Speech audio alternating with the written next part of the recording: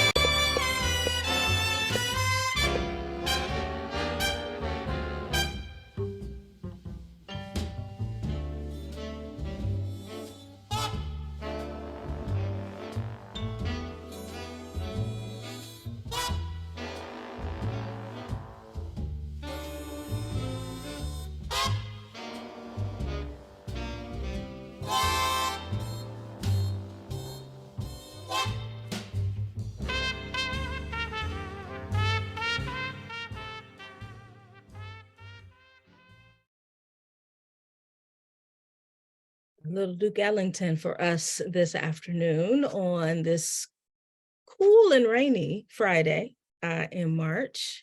Good afternoon and welcome to the March webinar hosted by the Office of Faith-Based and Interfaith Affairs in the Mayor's Office of Public Engagement here in the city of Philadelphia. I am Reverend Naomi Washington Leapart, and I serve our great city as the Director for Faith-Based and Interfaith Affairs.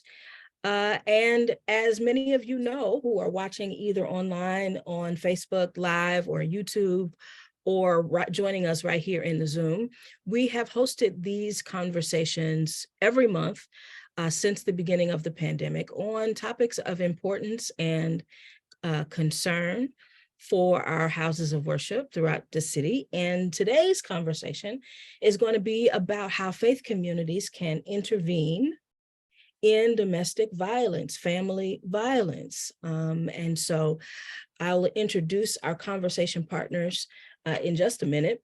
But before I do that, I want to just go over some logistical reminders for those of you who might be joining us on Zoom for the first time. I will share my screen again. Here are a few reminders. As you can see, we are using Zoom webinar format for this conversation.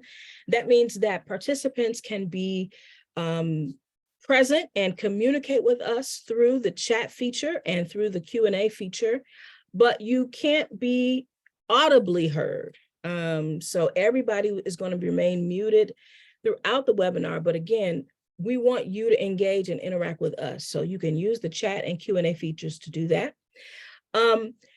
We are still dealing with technology that often has a mind of its own. So we ask you to accept our invitation to be patient and gracious with us as we navigate this digital space. If you'd like closed captioning, you can use the CC button at the bottom of the menu. If you're here with us on Zoom to enable closed captioned, you can read along with us. And feel free to let us know in the chat if you'd like us to speak loudly so that you can hear. We want to make sure that everybody can hear us clearly. And as you can probably tell, we are recording this webinar for future sharing, future viewing, and live streaming it on social media. So please do feel free to share this after you get the link to the recording at the end of the webinar. So just a couple of logistical reminders to make sure that you are comfortable in this space. And now I want to introduce to you our conversation partners for today. We are delighted to be joined by Caitlin O'Donnell, who is the Social Services Manager at African Family Health Organization. And I'll have Kate tell us in a bit what that organization does and what her role is there. And then we've got Elizabeth Pride from the Office of Domestic Violence Strategies here at the city, where she serves as the Senior Project Manager. So I'm really happy to be here with the both of you. And why don't we just start by having you more maybe thoroughly introducing yourselves and the work that your organizations/agencies do. Why don't we start with you, Liz? Good afternoon. My name is Liz Pride, and I work with the city's Office of Domestic Violence Strategies. This is a very small office, so if you haven't heard of us before, I'm not surprised, but I'm happy to share today. We are a small office in the city whose mission is to help coordinate the city's efforts to improve our city health and human service agencies' response to intimate partner violence, sexual violence, and human trafficking in the city. So we do this by working with our large city systems like the health department or Office of Homeless Services, but we also work closely with our nonprofit partners who work directly with survivors like AFAHO. So I will kick it over to Kate. Hi, everyone. It's such a pleasure to be here. I wish I could see you, but we're doing our best. My name is Kate. I work at the African Family Health Organization, AFAHO. My role here is to manage the social services. AFAHO, we're based in Southwest Philly. If you know where Bartram's Gardens is, we're like across the street from that. And we provide a range of health and social and education programs to the African and Caribbean community in the city. Some of that is case management and helping clients get connected to services. We do a lot of translation work. We have health screening events and education opportunities just to like teach people about chronic diseases and healthy lifestyle. As the manager of the social programs here, we have some like basic services. A lot of it came out of the pandemic, actually. So like food distribution and rent assistance and clothing drives, but also a growing mental health program. We support survivors of domestic violence. And our education programs include ESL, after school programs for youth. The summer is coming up and youth are going to be in our office all summer. For those programs as well.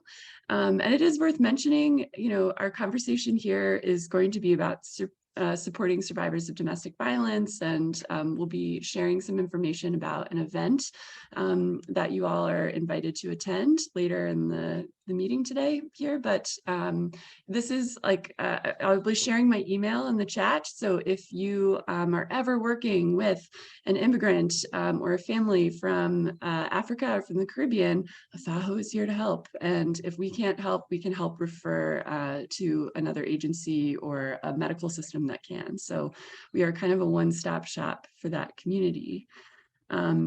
Our fellow coordinator, Donna, is not here, but she is from CMAC, which represents the Southeast Asian community. And so kind of our counterpart for that immigrant community, and we'll share her contact as well. So same thing, our services are culturally specific, and that's really important. We'll get into that with serving immigrant populations, but language access, understanding some of the cultural norms and the ways that people are proceeding as they navigate like very complicated things in the United States. We are uniquely equipped to help support you and also to help support those families. So anyway, very excited to be here. Thanks for having me. Thank you both, Liz and Kate. I see Donna is here in the chat, so we're going to get her promoted to panelist shortly and have Donna introduce herself and introduce CMAC.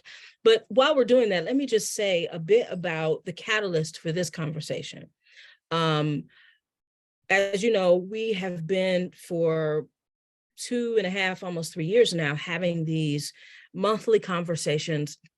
The first domestic violence and faith conversation we had was early in the pandemic, when we understood that it was complicated for everybody to stay at home and quarantine, right? The messaging from the city, from the Department of Public Health was stay home, you are safest at home. And we said, not everybody feels safest at home, right? Some people might be experiencing violence at home. And so we needed to have a conversation about how to be safe in quarantine in a pandemic if you are experiencing any kind of violence at home. And we had a wonderful conversation early in the pandemic. And as Kate alluded to, the pandemic taught us a lot about how we needed to shift or maybe even reimagine the ways we support communities and families, because we had to do everything altogether differently during the pandemic. And so this conversation will be generally about domestic violence and strategies for support and intervention, but also Kate referenced too that we're going to be thinking through over the next month leading up to the conference that Kate's going to tell us about. How does domestic violence support need to be contextualized and specific for immigrant communities here in Philadelphia? And so I'm so glad that the question has already been raised in the chat about how we can support immigrant communities. You're right on time. That's exactly what we want to do via this conference and in this conversation. So I'm going to kick it over to Donna to introduce herself and then kick it back to Kate to begin her presentation. Donna, hey, welcome. Hi, thank you. Sorry I'm late. That's We okay. have one crisis after another here. But thank you, Reverend Naomi. So I am coming from CMAC. I'm the coordinator of community and family wellness. And so I run 3 programs, our Asian Elders program, our domestic violence program called Safe Families, and Health Access. Actually, a lot of other things that, yeah, anyway. But I think Kate would agree with me that CMAC is quite similar to AFAHO in that we are kind of a one-stop shop for the immigrant and refugee community. Everything that Kate said pretty much is what we do, except we don't have like an official shelter or anything like that. I would say that, I mean, it used to be that we just focused on Southeast Asians, but now it's much broader. And we basically help anybody, but our specialty does tend to be Southeast Asians, and then also we started to get a lot of Algerians, believe it or not, Berber population. So, but yeah, we're very proud of our Safe Families program, and we do see how important it is to be contextualized, to have in language either interpretation, but we actually have outreach workers who speak a lot of these languages. It just makes a world of difference. So I think that's enough for now. Any questions? Well, thanks so much, Donna, for being here. I want to remind participants to go ahead and plop your questions in the chat or in the Q&A via the Q&A feature, and we'll pick them up. We'll certainly leave lots and lots of room for discussion of those questions. Okay, so Kate, if you're able to share screen and go ahead and yes, there we go. All right.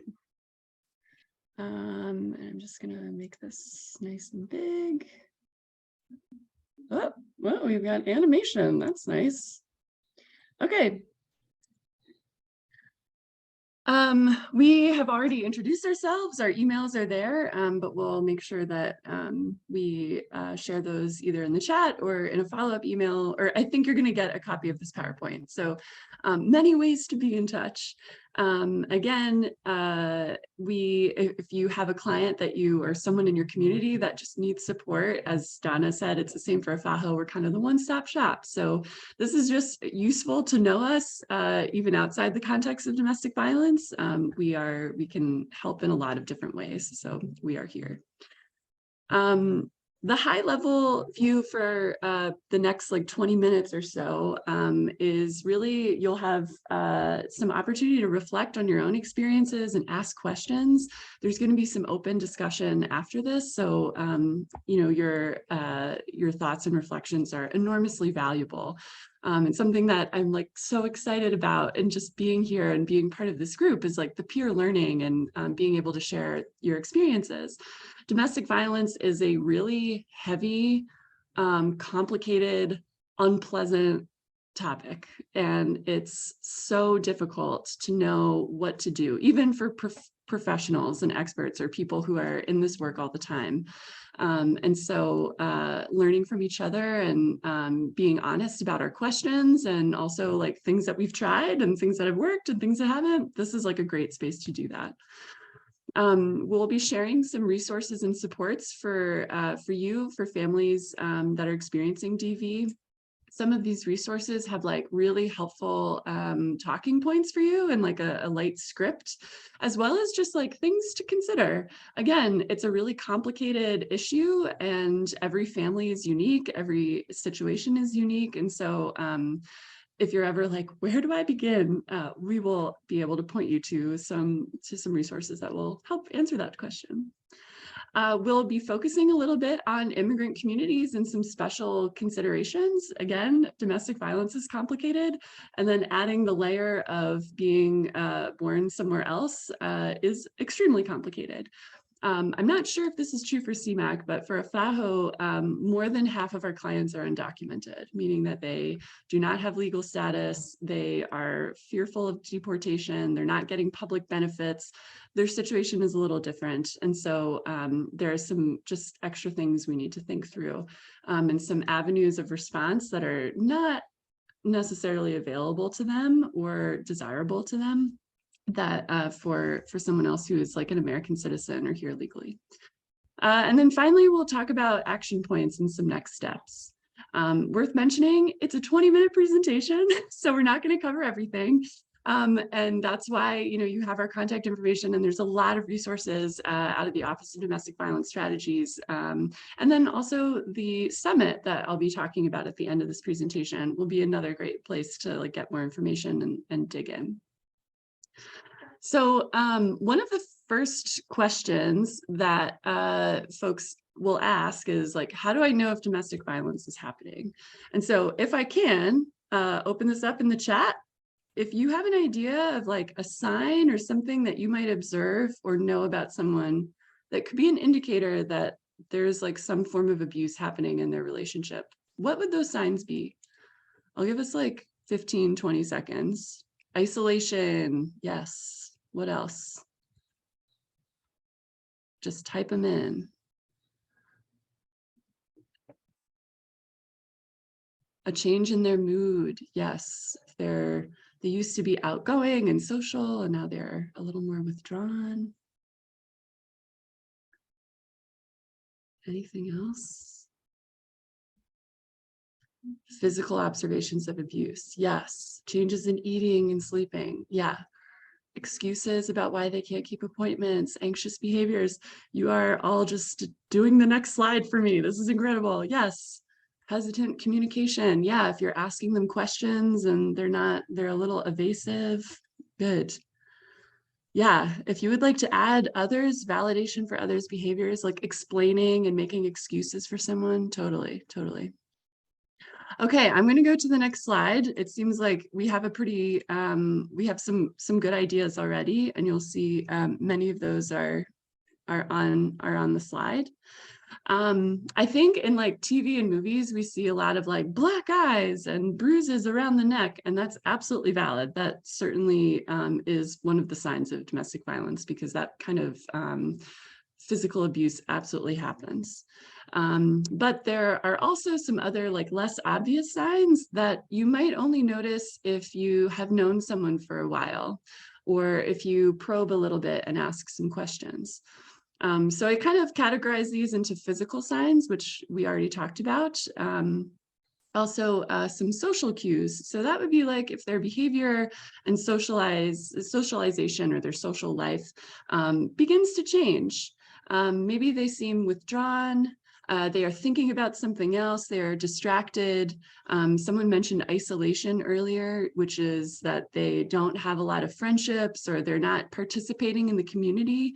And that can be because their abusive partner is limiting them. That's intentional, or because they are feeling depressed and they are simply not energized and up to socializing.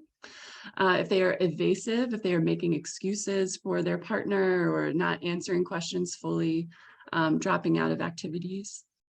There are also emotional behaviors that we should be paying attention to. So depression is a great one, but fearfulness and anxiousness, especially I think with like telecommunications or the phone and texting, we are always tethered to everyone all the time. And sometimes that's a gift, but sometimes it's not. As Reverend Naomi was saying earlier, being at home and around our people is not always the right thing or desirable for people who are experiencing abuse. And so having technology and access to everyone all the time is the same. Changes in sleeping and eating, that can be either like not sleeping or sleeping way too much, or like not eating, but also eating way too much. I know sometimes when we're stressed, this is like very common. People eat a lot, and I'm talking about myself. I love to snack when I'm stressed. But this is taken to an extreme for folks who are going through this kind of abuse. And just some other indicators, having to ask for permission from their partners. So if you are maybe inviting someone in your community to attend, we have a women's discussion group, or a faith sharing group, and they have to check with someone all the time if they are able to come. Not having access to basically live their own life, even in a partnership. People should feel free to be able to move around, to make decisions for themselves. And if you're seeing that they don't have the tools they need, like a car or a SEPTA pass or a cell phone or money, that could be a sign of like some power imbalance here, as well as just constantly calls and texts from your partner. That's like not always healthy. And again, every relationship is different. And this is not to say that someone who's like always texting is in an abusive relationship. That's certainly not it. But these are just some signs and things that might ping for you as you're like learning more and observing. I see someone asked, can the slides be shared? Absolutely, they can. That's the plan. So just again, some basics like domestic violence 101. We're going to summarize what are the different kinds of domestic violence. And the reason I included this slide is because, again, physical violence is like the obvious one. I think that's probably the most well-known. The world we live in, though, is getting really complicated, especially with like technology. We're talking about immigration status and like those complex dynamics that make it a little less obvious when there's abuse happening. Another important point that I want to draw your attention to is a pattern of behavior. And so this is something that is recurring.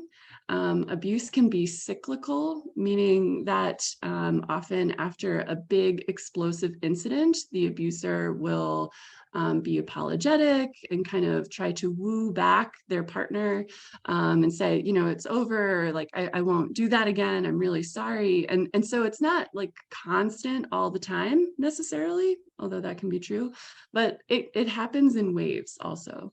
And so if you're observing a family in your community and you see something that's troubling, and then it seems to get better for a while, that doesn't mean the problem has gone away necessarily.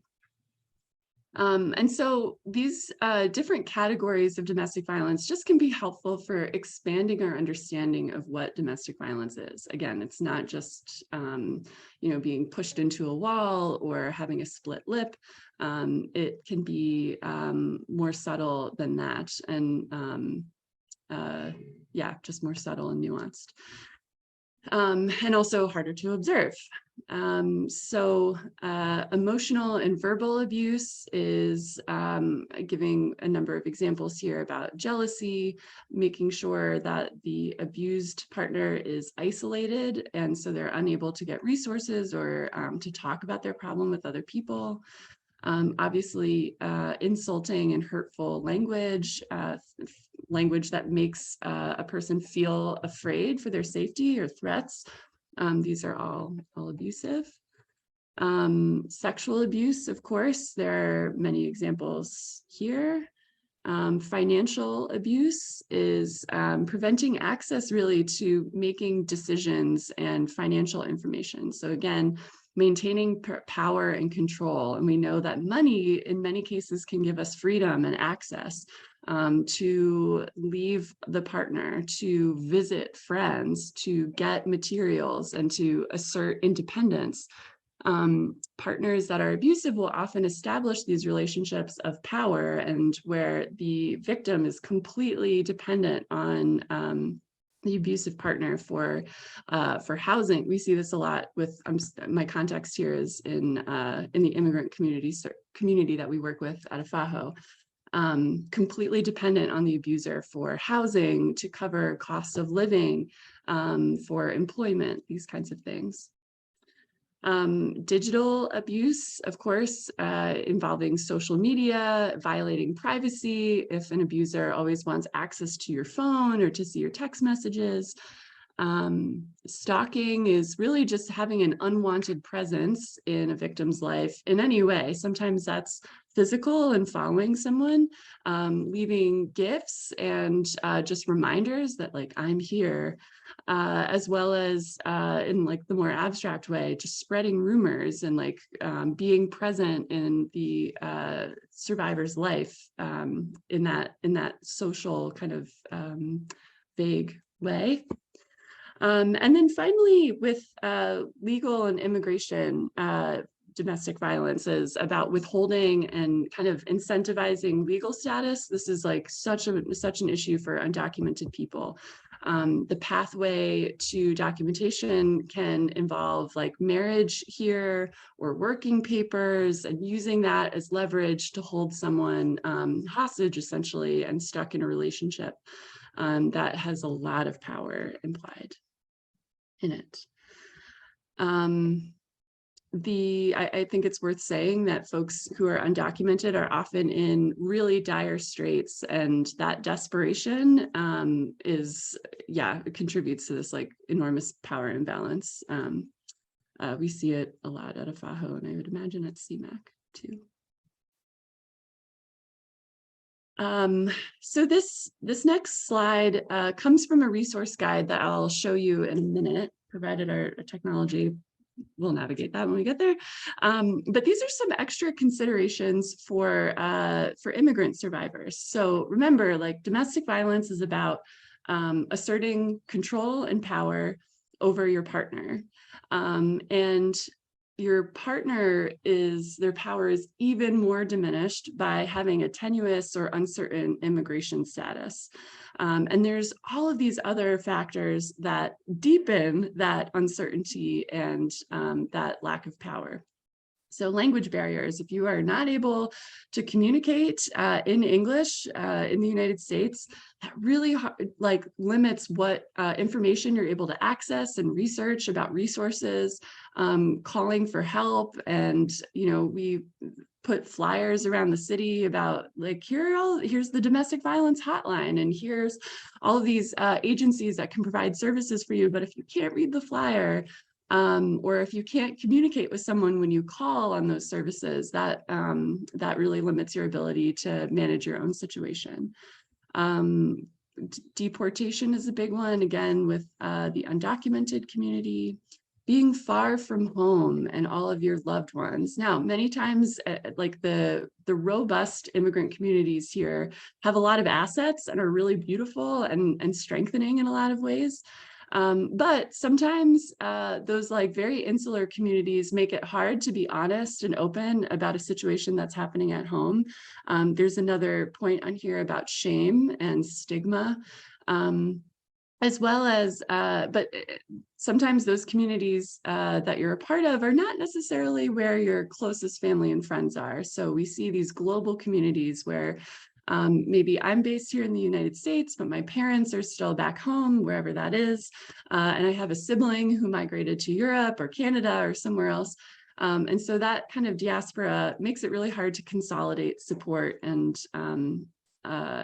feel empowered to leave a domestic violence situation or to make decisions that will keep you safe.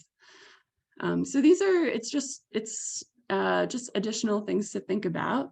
If this works, I'm going to show you a resource guide. Can you see this, or are you still looking at my PowerPoint?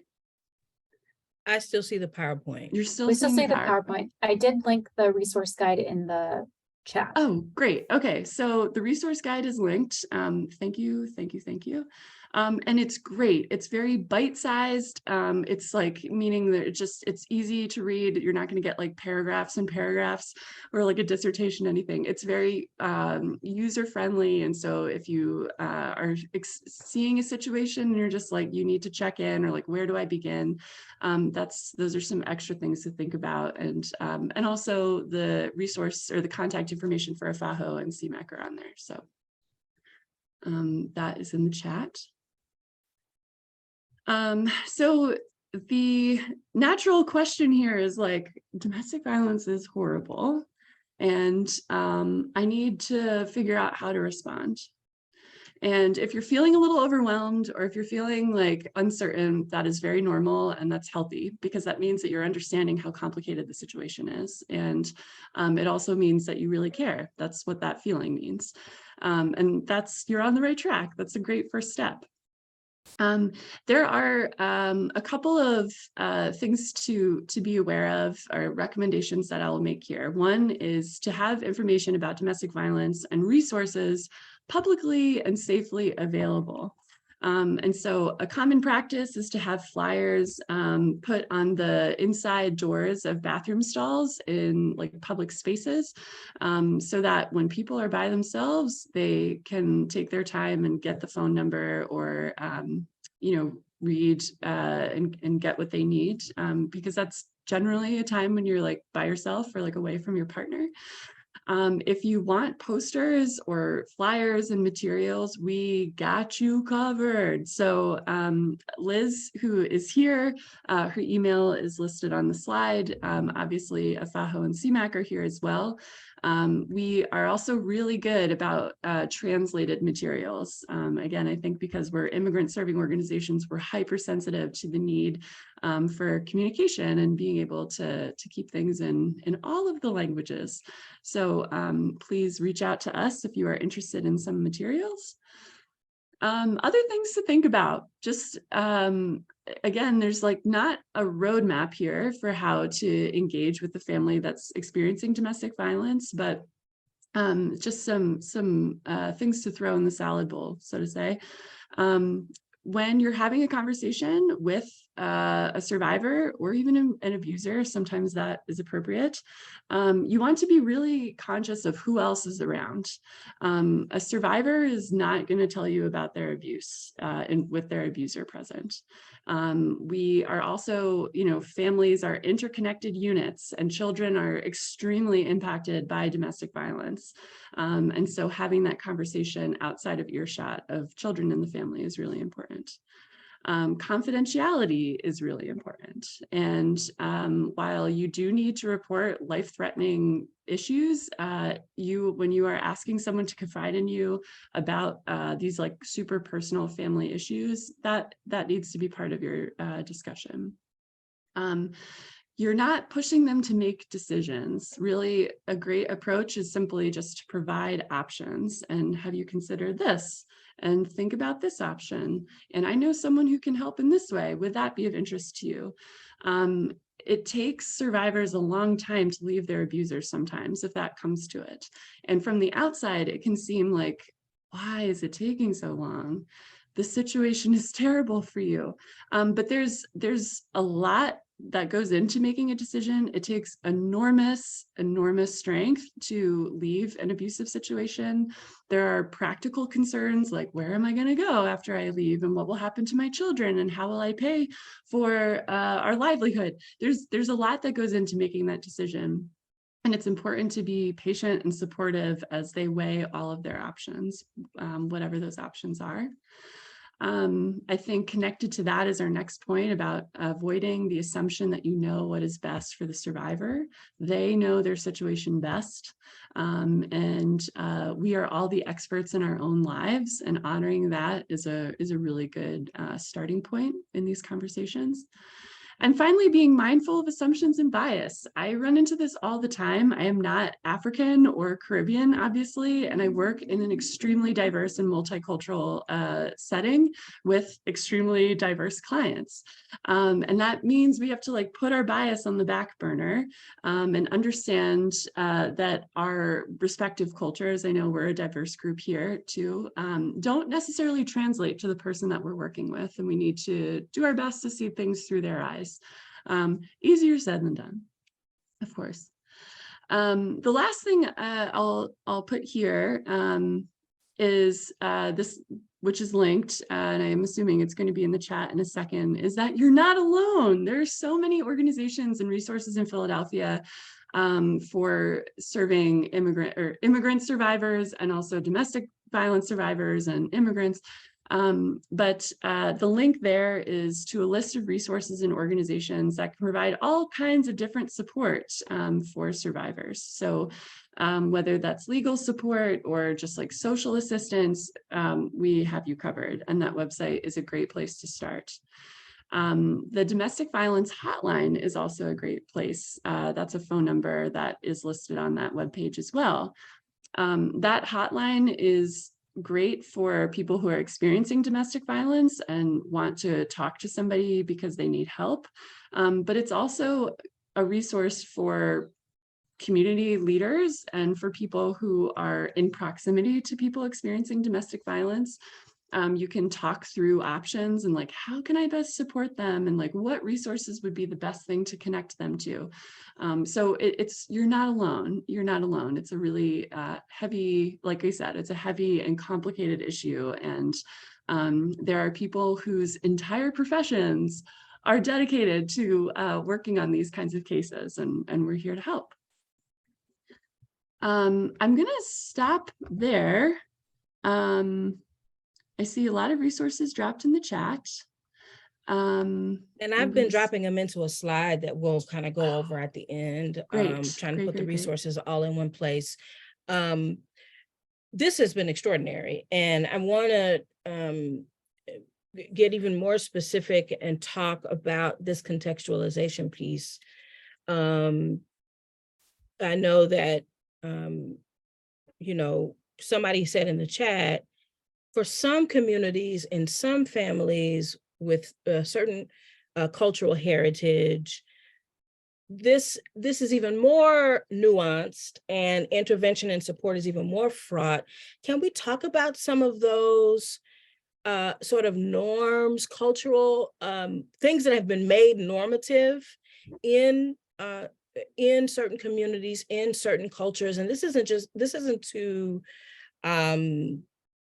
to diminish or otherwise consider deficient certain cultural backgrounds, but we know that we do absorb a lot of what we believe about ourselves, about our bodies, about love, about violence, right, from the culture around us. And so can you talk a little bit more specifically about how you see that playing out in your work? And all three of you, feel free to jump in. Yeah, Donna, I'm actually wondering if you want to start us off. Yeah, that's a very good point. So Kate mentioned the fact that we really are not there to tell the client what to do. We're there to give them options, to help empower them to do what they feel is best for them. And I mean, it was a surprising thing for me that we started having clients who wanted to get a protection of abuse order against their spouse, who was the abuser, but they didn't want to leave. They wanted to stay in the home. And for some of the, I mean, it's for the few cases we had like that, it actually did work possibly better than had that person left, because the survivor wasn't ready to leave, and she knew that. She knew that she had to, you know, get herself job ready so that she could, she, all in her mind, she's planning, she's looking forward to the future. She's making plans. She's getting education or certificates that she needs. She's planning for, how am I going to be able to support my kids? all these different things, but she was able to keep safe. And fortunately, I'm thinking of one case, the children were not being abused, and she knew to try to stay out of arguments, or so that the children would see it. So that was a situation where after a few years she finally could leave. But had she left at the time that I would have thought that she would have left the first time she came to us, it could have potentially been pretty disastrous for her, because we have seen cases where where they're ostracized from their communities, and their communities are their lifeline. So like I said, this is something, it's very important that you don't tell them what they should do. You just show them their options. And so when it comes to PFAs, you can get a PFA without having to leave the house. That it might keep you safe, but we might, never for sure. So that's just one scenario. Yeah, if I can add, I think if I'm understanding, the question is about the intersection of culture and DV, right? And so every community deals with this really differently. And I do want to preface this by saying I'm an observer and not like deeply integrated into the African and Caribbean communities.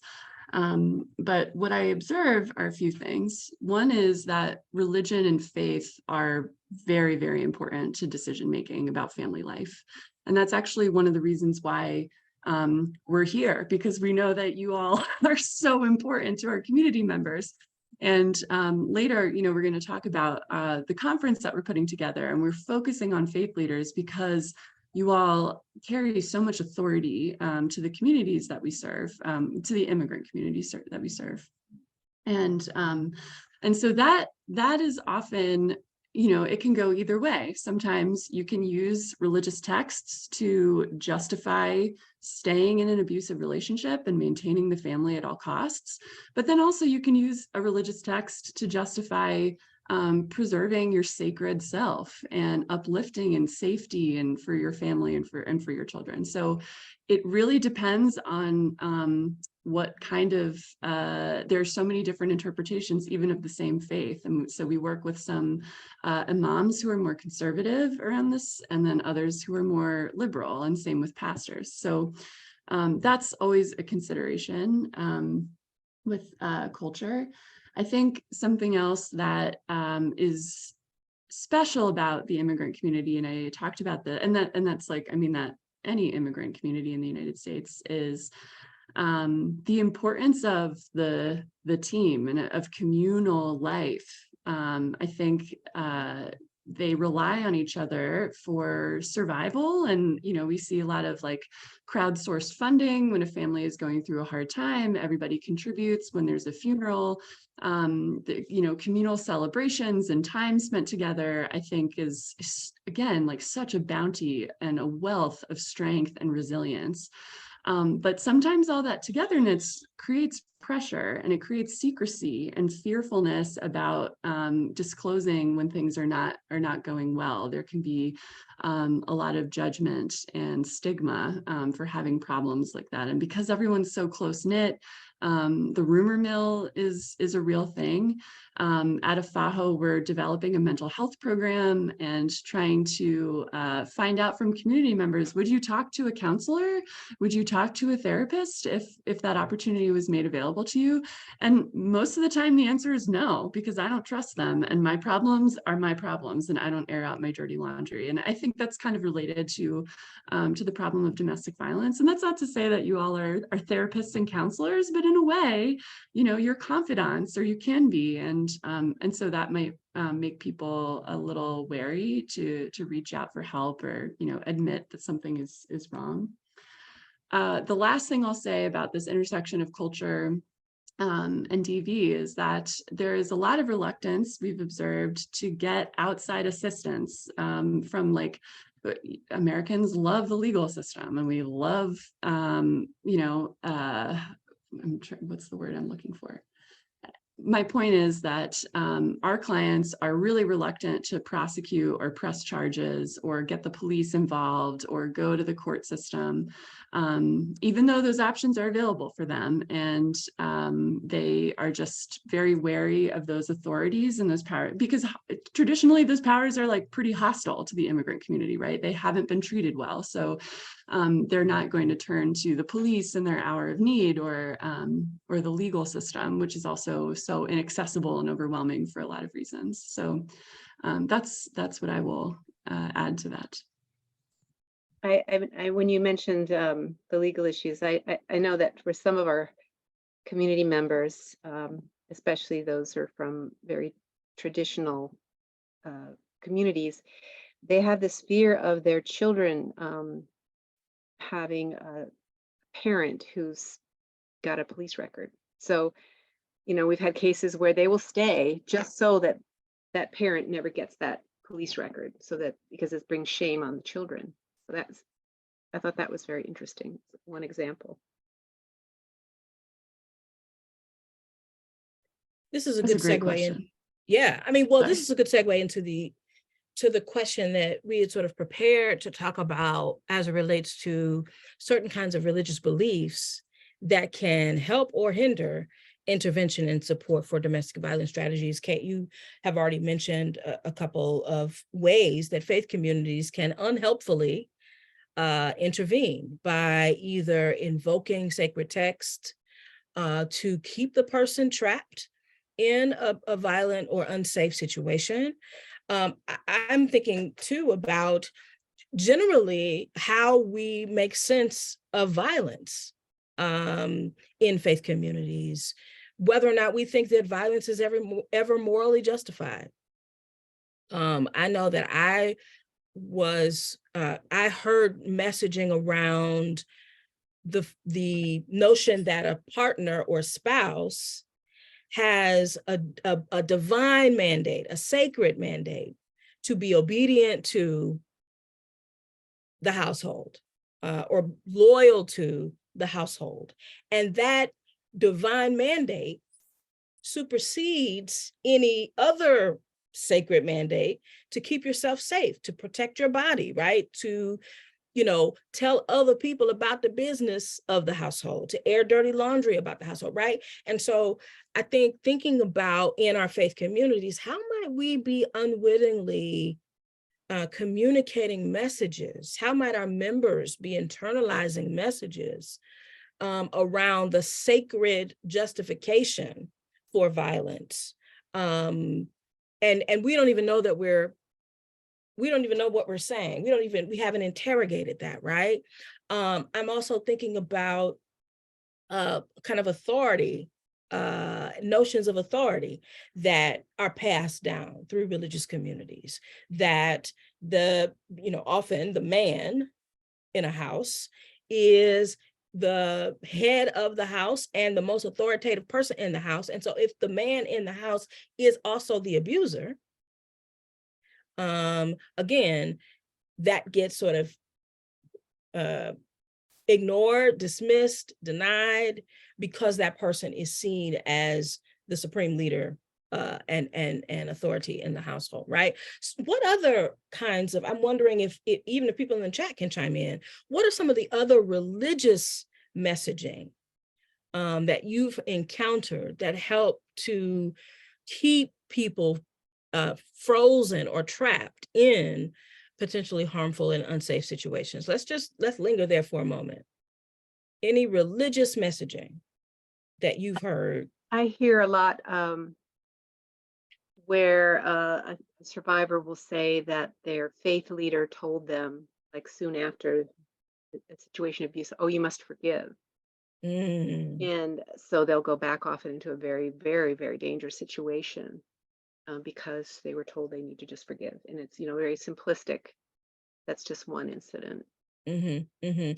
So this is a wonderful segue, Donna, into maybe kind of the last question we want to consider, because I want to give you all time to talk about this conference. One question I had for you all is, how can faith communities intervene? What are some concrete ways? We've already given a bunch of resources that you can plug into to have as your conversation partners, as partners in the work. You don't have to do it all alone. I appreciate that you said that, Kate, right? Recognizing the limitations that faith communities might have. We might not be clinicians, we might not be social workers, we might not know, but you all can help us get plugged in. So plugging into those resources is one way. Another way is interrogate the interrogate the messaging, interrogate the theology, interrogate how we're interpreting our sacred texts, right? Maybe even do a study on notions of forgiveness in your religious tradition, and make that thing complicated to include what about when somebody is facing chronic violence in their household, right? You know, I'm a preacher and a theologian, so I get happy. This part of the conversation gets me animated, right? So how can we begin to shift attitudes? I think that's just as important as equipping us with good information, right? Which you all have done so well in this short hour. How can we shift attitudes as well in our faith communities about violence? Would you have anything to add to this attitudes piece before we pivot to the conference? I feel like sometimes love is not even entered into the equation many times, you know, when we're talking about relationships. You know, if someone's complaining, you know, well, I'm the head of the household. My wife doesn't serve me like she should or whatever. And it's just like, okay, well, let's look at that. Let's unpack that. You know, what is love? You know, is she working just as many hours as you are? You know, just looking at love. What is love? It sounds so simple, but I love it. I love it. What is love? How should it feel? How does it feel? Right? How shouldn't it feel? Yeah, I so appreciate that. So shifting attitudes about these big concepts, big abstractions like forgiveness and violence and love and partnership and right, can go a long way to support the work that we're doing in a material sense, what you all are doing in providing material support. I want to give you a chance to talk about this conference that's coming up in May. Go right ahead. Sure, thanks. It'll just take a minute. We are putting on a conference. I guess I shall share my screen once more. Here we go. This is, oh, you're just going to see all the presenter notes too. Cool. It's fine.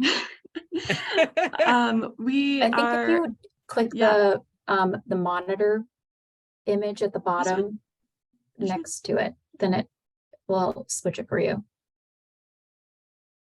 It's fine. I mean, display settings. Yeah. Oh, yeah. Swap Display. presenter. Yeah. Nope. I can't click on anything. Unless we, nope. All right. Give me a sec. Sorry. Take your time, don't worry. Okay. Our conference is aimed at faith leaders of immigrant communities. Even if you yourself are not an immigrant, but you serve a diverse and immigrant community in your congregation. And this conference is open to anyone of any faith. We would like you to come to this conference. I'm going to try one more time to share my screen here so you can see the details. And there will be a QR code for you to register if you would like. Let's try one more time. Sorry, everyone. Okay. I also put the link in the chat. Great. Notes. Okay. So again, this is for religious leaders with large immigrant populations in their community. And if you're like, I don't know, maybe do I qualify? Shoot us an email, use this QR code. This is going to connect you to a brief form with your name and information about your congregation, and also your contact information. So if you have a question or if you're not sure if you should come to this conference or not, that is the great place to do it. It's an all-day event and it's happening in Center City at Temple University. It is on Wednesday, May 24th, which is, a regular business day. If you attend the conference, you will learn a lot about domestic violence in much greater depth. We have experts who are care providers from across the city who will have a panel. We have a psychologist coming and we'll be able to talk about more like the psychosocial consequences of domestic violence on survivors and children. So we're really thinking about the health of an entire family and how that is affected by domestic violence. Importantly, there will be other faith leaders attending. So we have a maximum, like a limit of 40 people who can come to this conference. So our capacity is a bit small, but everyone will be a faith leader. And there will be some really, really wonderful opportunity to talk with other leaders from, again, different faiths. This is an interfaith event from different parts of the city. And of course, we will feed you well, and there is a stipend for attending for all attendees. And so the last thing here, this QR code is for a Google form to express interest that you would like to be invited to the conference. So we will follow up with you if you are interested in coming, and we will send you the materials that you request or an invitation. Additionally, if you would just like to connect with a FAHO or CMAC because you think that there are people who could benefit from our services, please use this Google form as well. There's a space for you to indicate that I would like to be connected to CMAC or I would like to be connected to a FAHO. So if you would like more information or a follow-up conversation with any of us, please use this QR code and be in touch. But the conference is the first of its kind in Philadelphia. It's going to be a really beautiful, meaningful day. We're really thrilled, and it's coming soon, in like 2 months, basically. So that is the high-level pitch for the conference. We hope that you'll be there. Thanks so much, Kate. I want to have you and Liz and Donna put your email addresses in the chat one more time. While you do that, I'm going to share my screen because I've been furiously trying to plop everything onto slides. So as you all were talking, I plopped onto my slide deck some resources. So if you missed it in the chat, or if you're watching us on YouTube or Facebook, here it is in perhaps a bigger screen so you can see it. DINA is the organization that one of our participants pointed us to, DINA in Philly. Offers, specializes in serving Jewish survivors of violence. And they have staff who can speak Russian and Hebrew to accommodate immigrant communities who need some support. So there's the information there. Then somebody put in the chat, Philadelphia Legal Assistance, which offers legal aid to victims of domestic violence who are non-citizens. So citizenship status, documentation status is not exposed in the process of getting legal representation or support from PLA. So here's the contact information for Philadelphia Legal Assistance. Then I tried to put everything that Liz was putting in the chat on the slide. So our Office of Domestic Violence Strategies in Philadelphia provides lots and lots of resources for you to share. So I put some on the screen, the provider guide, that PDF document that gives providers some considerations and tips for working with survivors from immigrant communities and refugee communities. I put the link to connect with experts where all of this stuff is housed in one place. The Philadelphia Domestic Violence Hotline is there, and you can call that 24 hours a day, 7 days a week, 365 days a year. The blog post that's on the city's website about language access for survivors of abuse. The blog post about the legal rights of immigrants who have experienced abuse. There's the link there, and that's available in several different languages. The best practices PDF for supporting people experiencing domestic violence. If you're here in the Zoom with us, you can click what Liz put in the chat and you can download it to your own machine.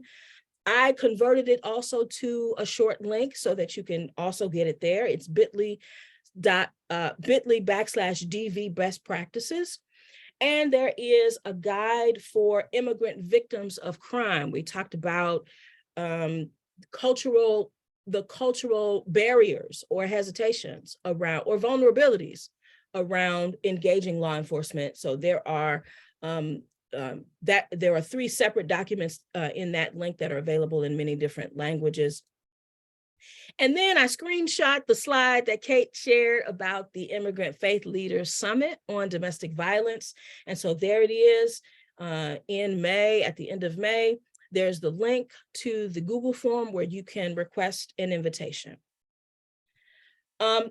I have been collecting since last year resources that you can read. If you want to dig deeply into this connection between religious understanding and response to domestic violence, here are some Christian, I want to flag that these are Christian resources. I'm sorry about the lack of variety in terms of faith tradition, but these are just, I'm a Christian faith leader, and I keep resource lists for myself so that I can refer people in my community out. So here are just a few Christian resources that you can read, scholarly resources that you can read about how to disrupt the connection between religious messaging and domestic violence.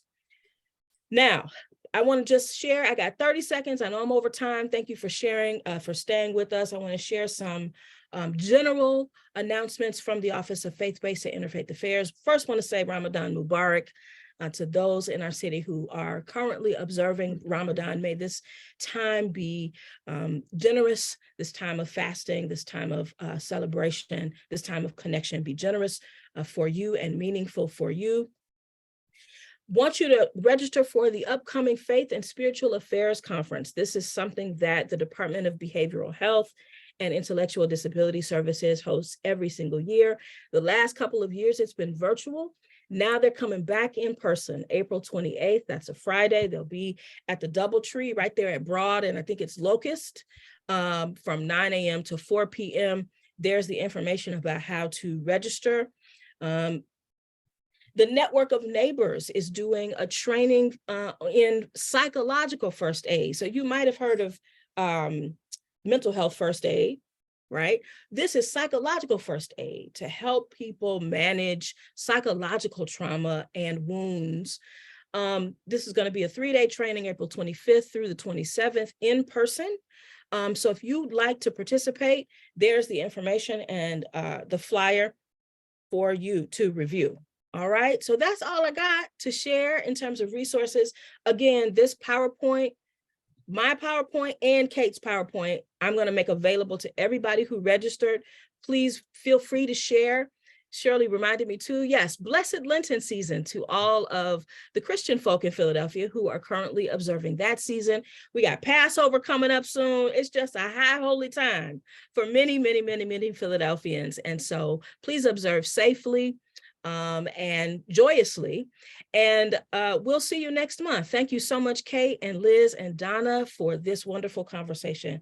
We'll see you all next time. Be well, everybody.